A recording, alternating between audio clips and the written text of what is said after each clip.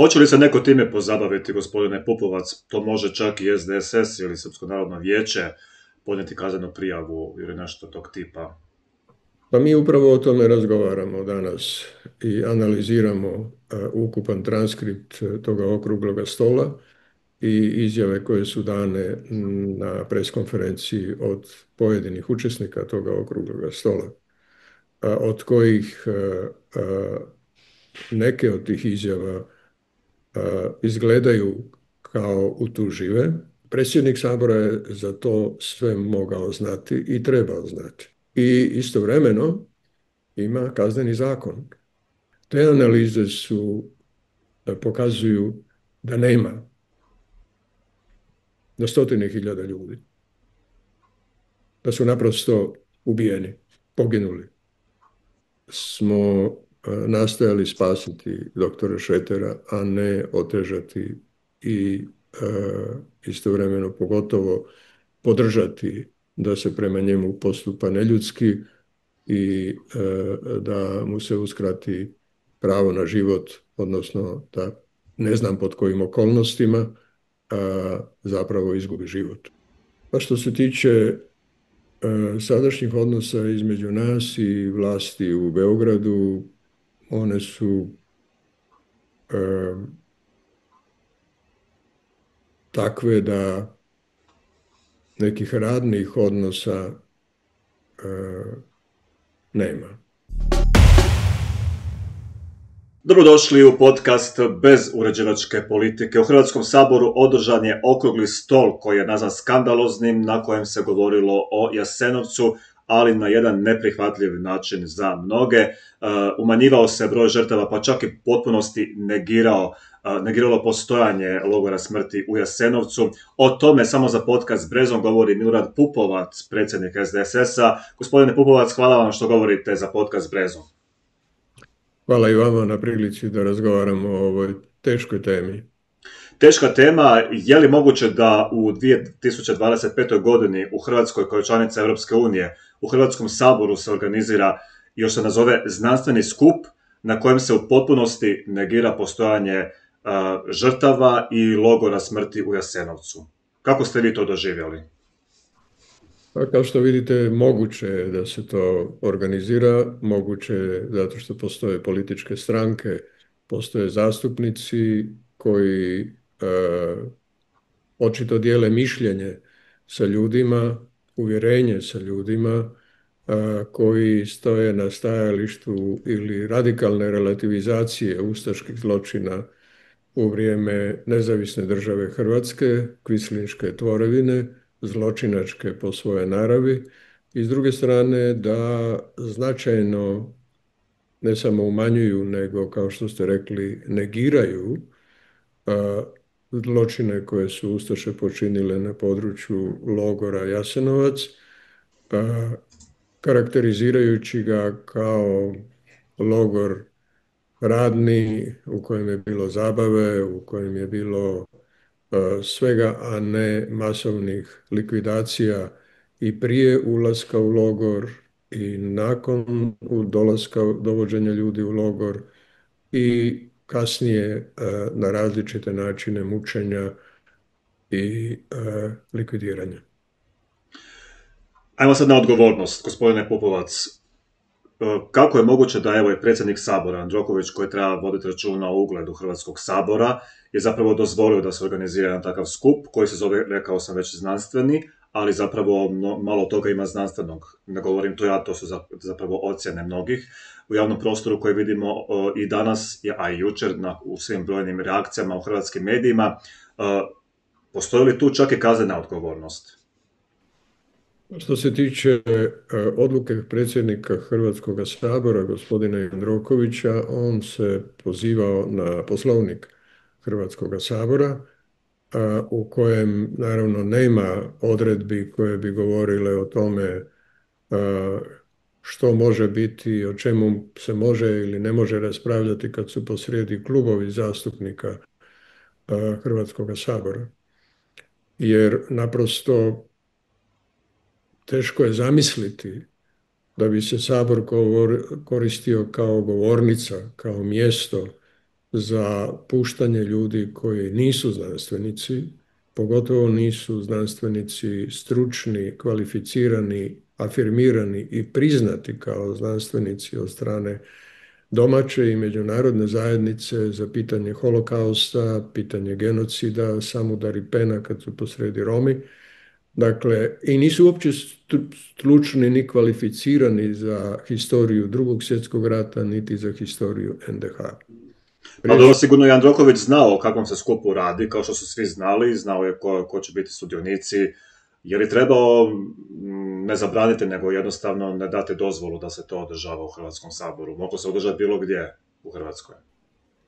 Kao što se i održava već godinama, praktički od 2012. godine se stvaraju udruženja koja imaju za cilj relativizaciju i negaciju zločinačkog karaktera Nezavisne države Hrvatske, broja žrtava koji su utvrđeni ozbiljnim znanstvenim analizama, ozbiljnim znanstvenim radom, poimeničnim popisima koji su također utvrđeni ozbiljnim analizama i ozbiljnim znanstvenim radom, ali njima to nije relevantno. Oni koriste selektivne dokumente koje negdje dobiju ili nađu. Što više, njihov cilj je naravno da pokažu da je jugoslavenski režim uspostavljen na pobjedi sila osovine u Drugom svjetskom ratu, dakle kao dijela svjetske antifašističke koalicije, da je taj režim, zato što je bio jugoslavenski, zato što je vlast na njemu bila socijalističke orijentacije, da je bio kriminalan i da je bio mnogo gori nego što je i zločinački, nego što je bio ustaški režim. O tome se radi. Prema tome, predsjednik Sabora je za to sve mogao znati i trebao znati. Predsjednik Sabora je također mogao i trebao znati da je Poslovnik Hrvatskog sabora akt koji ima snagu zakona u hrvatskom ustavno-pravnom sistemu, u hrvatskom zakonodavnom sistemu i da njegovo tumačenje i njegovo važenje se uvijek izvodi iz ukupnog ustavno-pravnog zakonodavnog konteksta Republike Hrvatske. A Republika Hrvatska, dakle, ima tekovine antifašizma upisane u preambuli svojeg ustava, ima ZAVNOH kao ishodište svoje državnosti u Drugom svjetskom ratu i u drugoj Jugoslaviji i istovremeno ima Kazneni zakon u kojem sasvim jasno piše u članku 325. stavku 4. da su relativizacije i negacije zločina protiv čovječnosti, zločina agresije i umanjivanja ili negiranja zločina genocida i holokausta kažnjive kaznom do 3 godine zatvora. Hoće li se neko time pozabaviti, gospodine Pupovac? To može čak i SDSS ili Srpsko narodno vijeće podnijeti kaznenu prijavu ili nešto tog tipa? Pa mi upravo o tome razgovaramo danas i analiziramo ukupan transkript toga okrugloga stola i izjave koje su dane na preskonferenciji od pojedinih učesnika toga okrugloga stola, od kojih neke od tih izjava izgledaju kao utužive zbog negacionističkog karaktera i zbog bilo negiranja, bilo radikalnog umanjivanja broja žrtava u logoru Jasenovac, a istovremeno zagovaranje toga da nezavisna država Hrvatska treba biti uvrštena u preambulu Hrvatskog ustava. To se nije dogodilo u prostoru Hrvatskog sabora do sada, da bi neko tako otvoreno, radikalno zagovarao da jedna kvislinška tvorevina, zločinačka po svojem karakteru, u okupiranoj zemlji Jugoslaviji i njezinoj sastavnici Hrvatskoj zagovara da u suvremenoj europskoj Hrvatskoj se mijenja Ustav tako da u njega uđu vrednosti i tekovine jedne takve monstruozne tvorevine kao što je bila nezavisna država Hrvatska. Iz tog razloga mi danas provodimo unutar sebe i sa stručnjacima konzultacije, a zaključke o tome i ocjene oko svega toga ćemo obznaniti sutra na našoj preskonferenciji. Dakle, moguće je da ćete podnijeti kaznenu prijavu ukoliko to bude moguće pravno nakon što se savjetujete sa stručnjacima.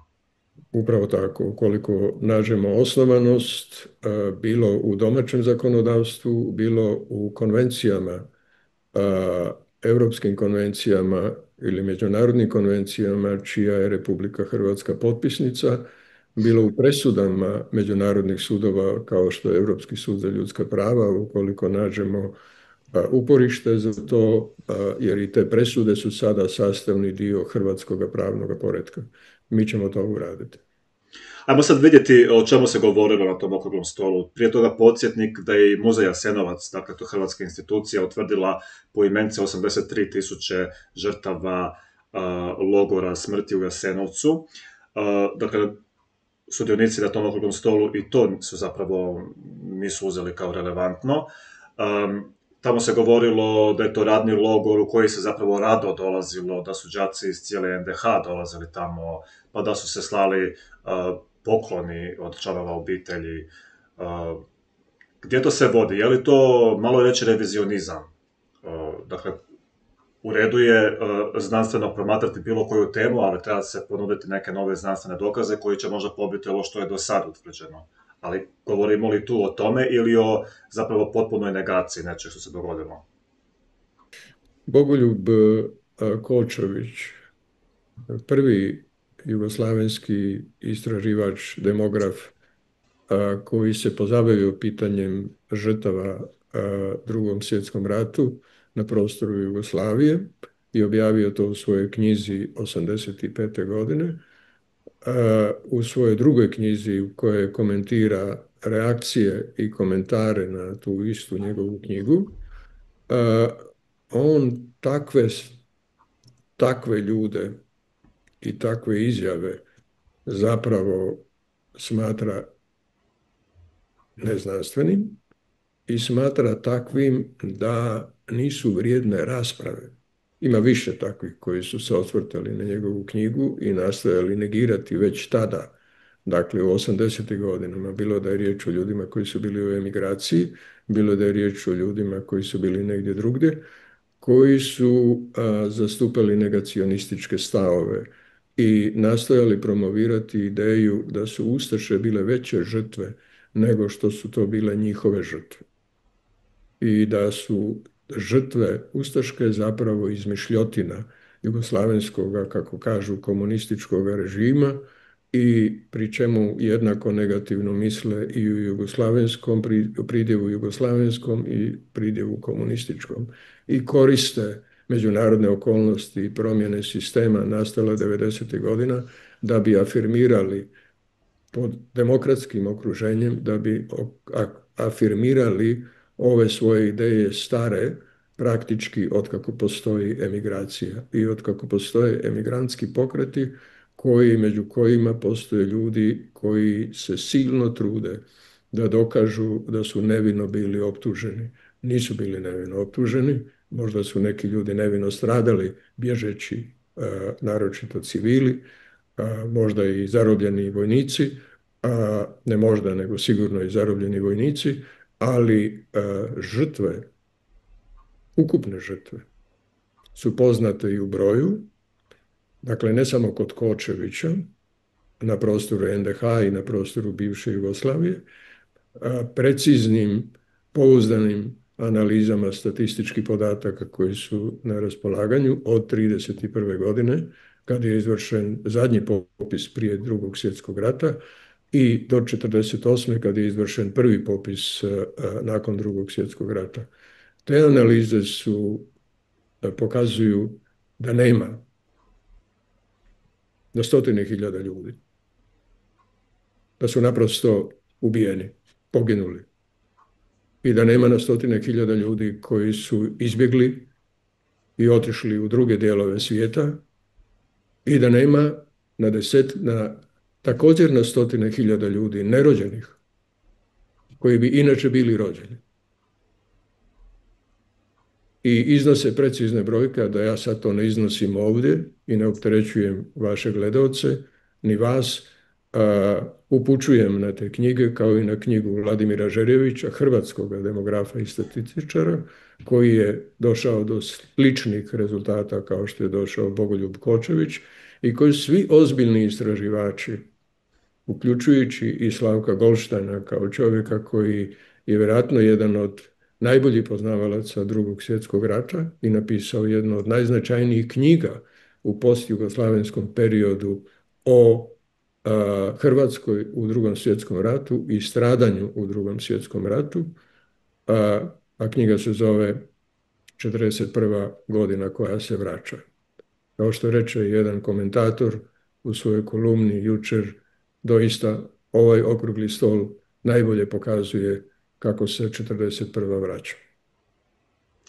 Što je onda bio cilj ovakvog okruglog stola? Je li bio cilj provokacija srpske manjine? Je li bio cilj normalizirati zločine NDH u javnosti?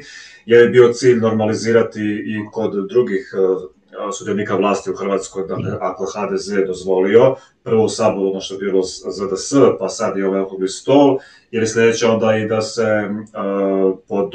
podupre zapravo izmjena Ustava gdje će se ugraditi i nasljeđe, kako već reći, nezavisne države Hrvatske.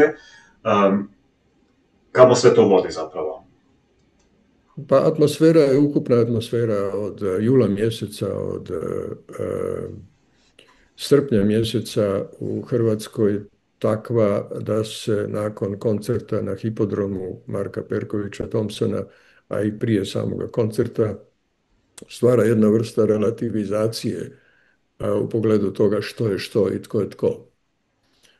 Što je Za dom spremni, što on znači, tko su ratni zločinci iz vremena NDH o kojima se pjeva, bilo da je riječ o Juri Bobanu, Juri Francetiću i Rafaelu Bobanu ili nekom trećem ili samome poglavniku Anti Paveliću.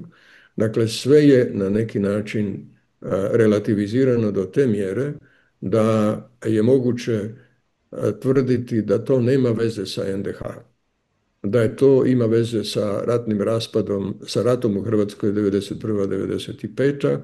i da je spominjanje, pozdravljanje sa Za dom spremni zapravo samo bio u funkciji oslobodilačkih radnji pripadnika Hrvatske vojske, ali da to nema nikakve veze sa ustašama. Kao što to nema veze niti pjevanje i slavljanje ratnih zločinaca danas, 25. godine u Hrvatskoj, zemlji članici Europske unije, uzoritoj zemlji članici Europske unije u mnogim stvarima, ali po ovoj sasvim sigurno primjer taman i crn. Dakle, u tim okolnostima predsjednik Sabora donosi odluku najprije u samom Saboru da ne kažnjava ljude koji u Saboru pozdravljaju sa Za dom spremni, a onda da ode i sam na koncert Marka Perkovića Thompsona, a onda i na to da dopusti da ova grupa ne revizionista, nego negacionista može doći i koristiti Hrvatski sabor kao govornicu i zagovornicu onoga što je kažnjivo po našim zakonima i po konvencijama Europske unije, čije je Hrvatska potpisnica i preuzela na taj način obavezu da presude i praksu Europskog suda za ljudska prava smatra dijelom svoje pravne stečevine i svojeg pravnog poretka.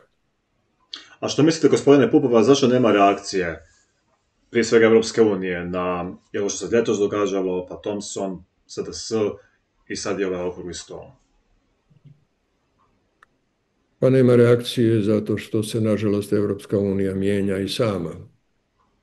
Nema reakcije zato što je Europska unija sa ratom u Ukrajini dodatno izgubila osjećaj za sve one vrednosti koje su činile Europsku uniju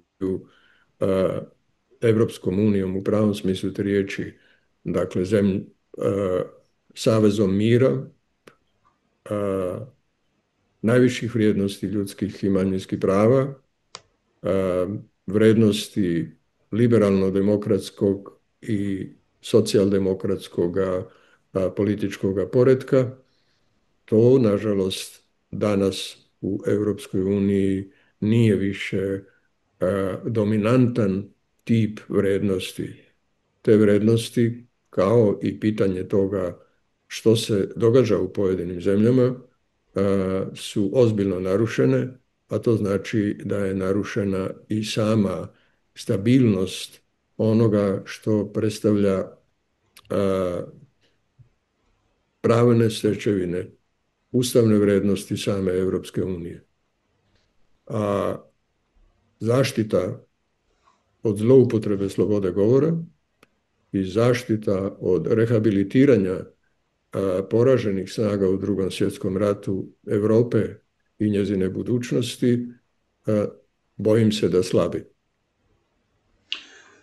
Vratimo se na samu saborsku raspravu oko ovih tema. Često vas pojedini saborski zastupnici, uglavnom iz desnice, optužuju za vašu ulogu u Domovinskom ratu na području Pakraca, pa čak vas se dovodi u vezu sa nekim ratnim zločinima. Možemo li pojasniti zapravo kako odgovarate na takve optužbe? Mogu samo odgovoriti da u vrijeme kada je malo tko zagovarao mir i malo tko radio na miru između Hrvata i Srba općenito, a naročito Hrvata i Srba u Hrvatskoj, u vrijeme kada je malo tko obilazio srpske sredine i uvjeravao političke predstavnike u tim sredinama da ne treba ići ratnim putem i da ako se već dogodilo da se krenulo ratnim putem, da se što je moguće prije zaustavi ratne aktivnosti.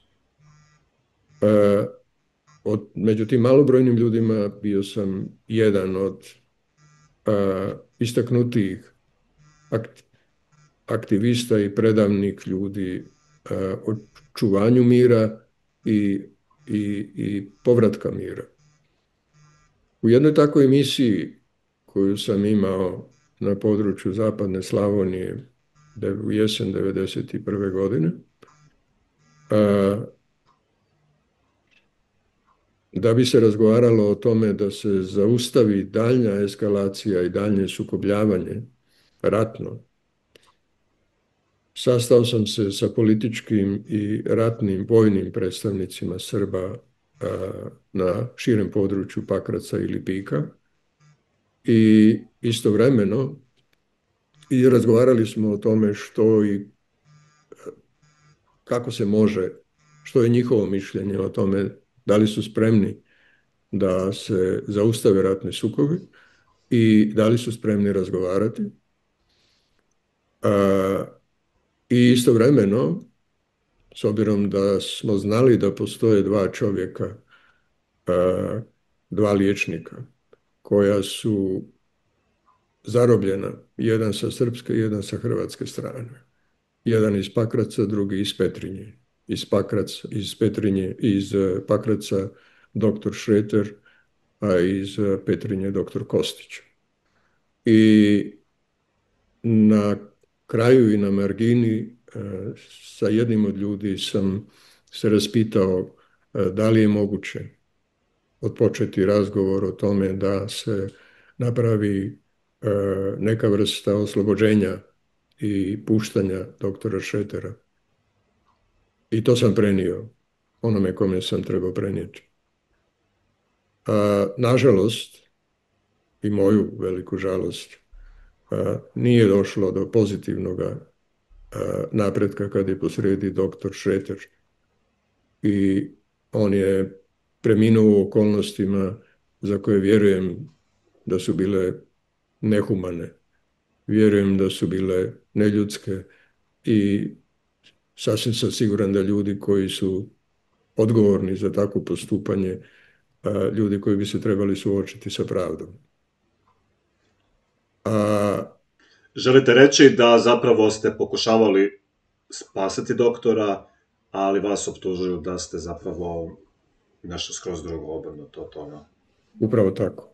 Dakle, mi smo, ja sam u ovom slučaju jer sam išao sam, ali uz znanje mojih kolega koji su tada djelovali u organizaciji koja se zove Srpski demokratski forum, koja i danas radi, smo nastojali spasiti doktora Šretera, a ne otežati i istovremeno pogotovo podržati da se prema njemu postupa neljudski i da mu se uskrati pravo na život, odnosno da ne znam pod kojim okolnostima zapravo izgubi život. To je ta vrsta optužbi je zapravo monstruozna. S tom vrstom optužbi se susrećem praktički. Recimo sada da je 35 godina od mojeg djelovanja kao predstavnika Srba u Hrvatskoj. Nećemo računati 2 godine prije toga kad sam djelovao kao predstavnik demokratskih snaga na prostoru bivše Jugoslavije koje su radile na demokratizaciji zemlje i na organiziranju prvih slobodnih izbora. Dakle, u tih 35 godina rijetko sam govorio o tome, ali ću sad podijeliti s vama 2-3 riječi, baš ponukan ovom monstruoznom vrstom optužbi koju slušam već dosta dugo u Saboru. Ne samo u ovom sadašnjem sazivu, nego i u prethodnim sazivima sam slušao istu priču od dijela zastupnika sa desne scene. Uvijek je postojalo nastojanje da se na neki način ocrni, da se difamira, da se oblati, da se pretvori u neprijatelja Hrvatske i Hrvata. Svaki put kada bi se tražilo neko pravo ljudsko, kolektivno, manjinsko pravo, pravo na život, pravo na imovinu, pravo na stan i kuću, pravo na posao, pravo na jezik i pismo, pravo na političko organiziranje, pravo na političku govora, pravo na zaštitu antifašističke tradicije i europskih vrijednosti. Svaki put se našao netko ko bi vas proglasio, u ovom slučaju mene, neprijateljem Hrvatske i slugom fantomskih sila, najčešće Srbije. Ja sam, što se toga tiče, mogu samo reći da sam svojih 35 godina, vjerojatno najboljih godina u mom životu, posvetio ovoj zemlji, Hrvatskoj. Posvetio Srbima koji u njoj žive, posvetio što je moguće boljim odnosima između zemalja bivše Jugoslavije, posvetio što je moguće boljoj poziciji i Hrvatske i drugih zemalja bivše Jugoslavije, naročito Srbije, u europskom i svjetskom prostoru. Nikada ni u primisli nisam imao zlo. Ni prema pojedincima, ni prema narodima, a ni prema državama. Ovo kad govorim, ne govorim zato da bih bilo šta, bilo čim opteretio Hrvatsku ili hrvatski narod. Ali želim da u javnoj svijesti, u javnom prostoru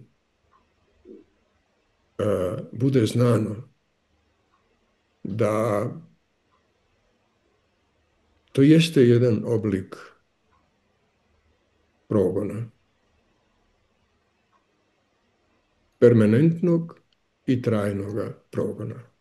Evo, pustio sam vas da kažete svoj dio priče, dakle istražna tijela da je nešto tu bilo oko Pakraca, vjerovatno bi do sad i bilo nešto, A kad je riječ o optužbama, često čujemo ulogu Srbije, ima li Vučić nekih tu, jeste li produžena ruka Srbije u Hrvatskoj i tako dalje. Kako odgovarate na takve optužbe? U kakvim se odnosima zapravo sa Beogradom, sa Vučićevim vlastima?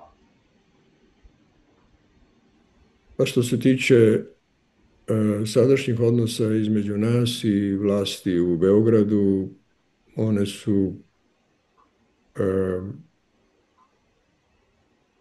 takve da nekih radnih odnosa nema. Srbija ovoga trenutka ima ozbiljan izazov sa unutrašnjim političkim procesima između vlasti s jedne i studenata i građana sa druge strane i naša dužnost je da ako ne možemo pomoći da se što je moguće prije iznađe rješenje, da ti procesi ne prerastu u ozbiljnije i teže sukobe nego što ih imamo do sada, da ako ne možemo pomoći u toj stvari, onda je na nama da, ako ne možemo unaprijediti odnose sa Hrvatskom i između Hrvatske, onda je na nama zapravo da pratimo, gledamo i želimo da se dogodi najbolje i da Srbija iz ovog procesa izađe snažnija, to znači demokratskija, to znači europejskija, to znači unutar sebe izmirenija nego što je to trenutno i nego što je to zadnjih podosta godina. Već nam ističe vrijeme, kratko još dvije teme. Opet se nastavlja turneja Thompsona po Hrvatskoj, sad je Arena Zagreb, još nekim gradovima. Čak su podnesene neke kaznene prijave vezano za to. Ima li nekih do sad odgovora, bilo šta? Pa ne ima, osim što je to samo bilo pitanje vremena kada će se ponovo nastaviti taj marketinško korištenje ustaškog pozdrava Za dom spremni u svrhu s jedne strane zarađivanja, a onda s druge strane u svrhu određene političke agende koju dio političkih stranaka i dio Katoličke crkve u Hrvatskoj smatra poželjnim, dobrim i za Hrvatsku veoma važnim. Dakle, to je, kao što rekoh, nešto što ukupan kontekst hrvatske politike i hrvatske kulture čini u mnogo čemu neobičnim i u mnogo čemu izazovnim. Boris Milošević, dužnosnik SDSS-a, bivši potpredsjednik vlade, je u sudskom procesu koji se vodi protiv njega zbog nezakonitosti u dijelu poticaja i zapošljavanja. Kad je riječ o nacionalnim manjinama u Hrvatskoj, prije 3 godine čini mi se optužnica, suđenje vrlo sporo ide. Kako to prvo komentirate? Vi ste predloženi za svjedoka. Jeste li već pozvani i kako se određujete prema ovoj optužnici s kojom se suočava vaš kolega iz stranke? Pa Boris Milošević je optužen za ono za što je posao svakoga od zastupnika, a to je da zagovara interese onih koji su ga birali, prava onih koji su ga birali. I prema svemu što znam, Boris Milošević iz toga što mu je definirao ustavni mandat saborskog zastupnika nije izlazio, nego je zalažući se u ne baš jednostavnim okolnostima za ostvarivanje prava na jednak razvoj u svim sredinama u Hrvatskoj, naročito u sredinama gdje žive pripadnici nacionalnih manjina, dospije u situaciju da se protiv njega zbog toga podiže optužnica i da se nalazi pred sudom. Rado ću izreći svoje stavove i svoje mišljenje o tome. Gospodin Pupovac, hvala vam što ste gostovali u podcastu s Brezom. Naš gost je bio Milorad Pupovac, predsjednik SDSS-a. Hvala što ste lajkali ovaj video i pretplatite se na kanal Podcast s Brezom. Doviđenja.